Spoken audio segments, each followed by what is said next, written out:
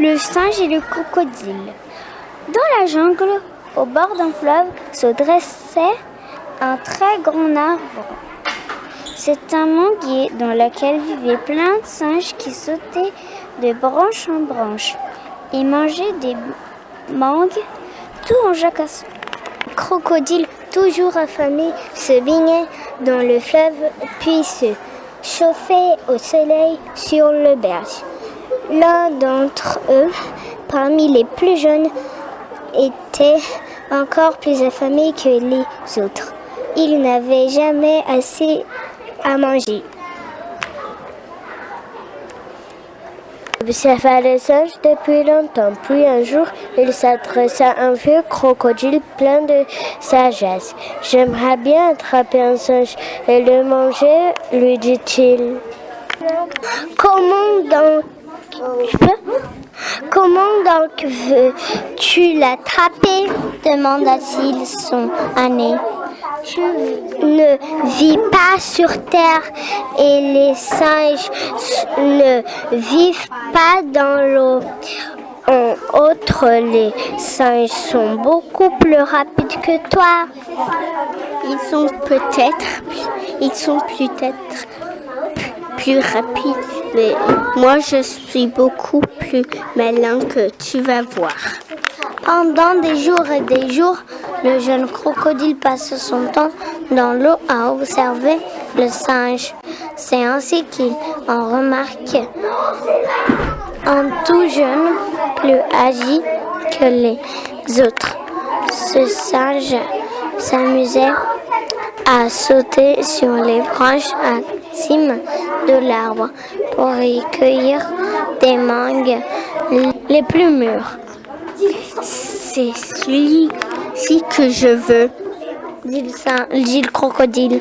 « Mais comment vais-je faire pour l'attraper ?» Il réfléchit très fort et eut enfin une idée. « Singe !» cria-t-il. « Tu ne voudrais pas venir avec moi sur l'île où poussent des très beaux fruits? » « Aussi !» dit le singe.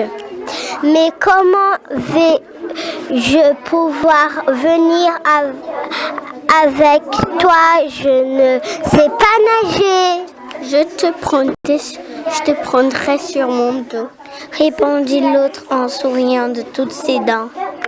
Le singe avait très envie de goûter des fruits si appétissants. Alors hop, il saute sur le dos du crocodile. « En route !» cria celui-ci en glissant dans l'eau.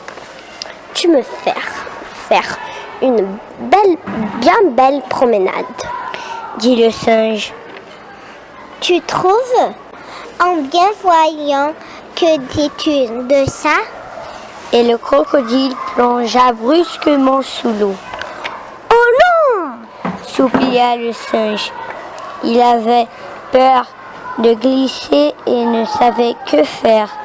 Quand le crocodile remonta à la surface, son compagnon frissonnait. « Pourquoi m'as-tu entraîné sous l'eau ?» demanda-t-il.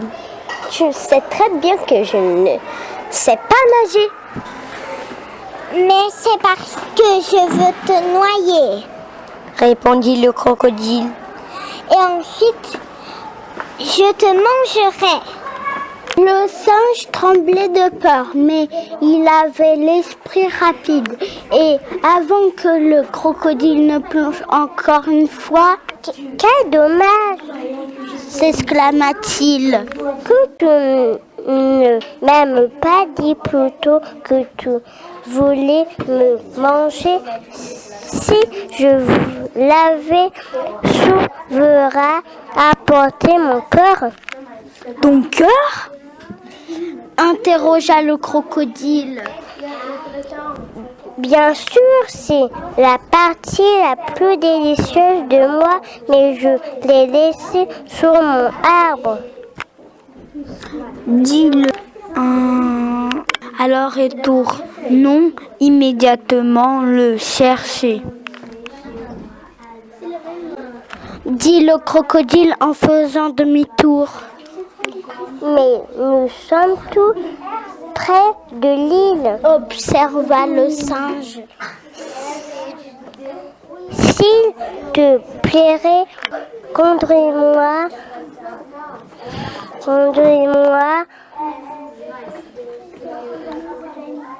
d'abord là-bas.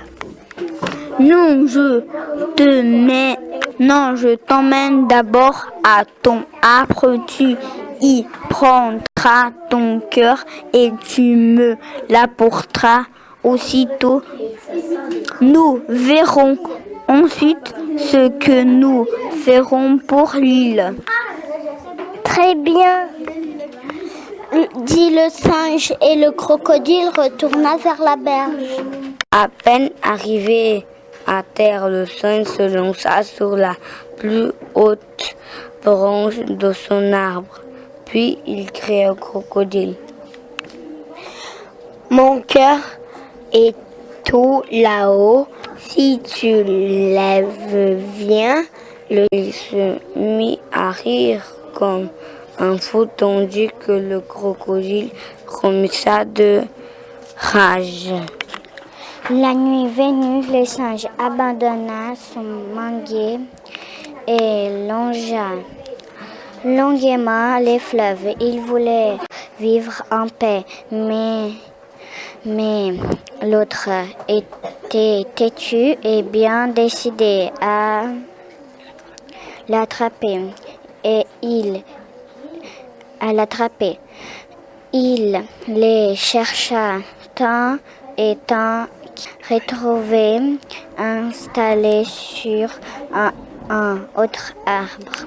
Au beau milieu de la rivière, entre la nouvelle demeure du singe et l'île, dressait un énorme rocher. Ses talons sautaient de la berge sur le rocher, puis du rocher sur l'île, aux arbres regorgeant des fruits.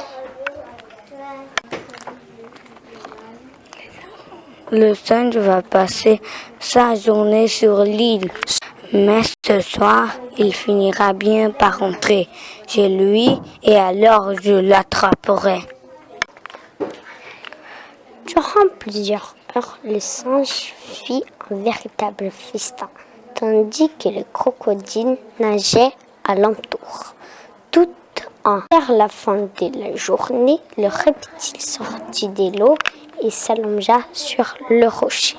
Et prenant soin de ne pas bouger d'un pouce. Lorsque la nuit tomba, le singe décida de rentrer. Mais comme il courait vers la rive, il s'arrêta tout net. Que se passe-t-il sur ce rocher? s'étonna-t-il. Je n'avais jamais remarqué qu'il était si haut. Il doit y avoir quelque chose dessus. Le singe s'approcha de l'eau et cria « Et le rocher ?» Mais pas de réponse. Il répéta « Et le rocher ?» Mais toujours pas de réponse. Le singe appela ainsi 3 fois, puis il demanda « Pourquoi donc ne me réponds-tu pas ce soir, frère rocher ?» « Oh !» se dit le crocodile. « D'habitude, le soir, le rocher parle le singe. Il faut donc que cette fois, je réponde à sa place. » Et c'est ce qu'il fit. « Oui, singe, qu'y a-t-il » L'autre éclata de rire et dit « Ah, c'est toi, crocodile, n'est-ce pas ?»« Oui, c'est moi. Je t'attends et je vais te dévorer. » Cette fois, tu m'as bien attrapé, dit le singe d'un air effrayé. Je n'ai pas d'autre chemin pour rentrer chez moi, alors ouvre ta mâchoire tout grand pour que je saute directement dedans. Car le singe savait bien que lorsque les crocodiles ouvrent grand la mâchoire, ils ferment les yeux. Et quand le crocodile, ayant la mâchoire grande ouverte, ferma les yeux, Le singe sauta, mais pas dans la mâchoire. Il atterrit sur le crâne du crocodile. Tout il sauta prestement sur la berge et regagnait son arbre à toute allure. Lorsque le crocodile comprit le tour qu'il lui avait joué le singe, il lui dit: Je croyais que j'étais rusé, mais tu es beaucoup plus rusé que moi. Et tant plus, tu n'as pas peur, je vais donc te laisser tranquille. Merci, dit le singe. mais cela ne m'empêchera nullement de continuer à me méfier de toi. Et c'est ce qu'il fit, si bien que le crocodile ne l'attrapa jamais, au grand jamais. Paul Caldon.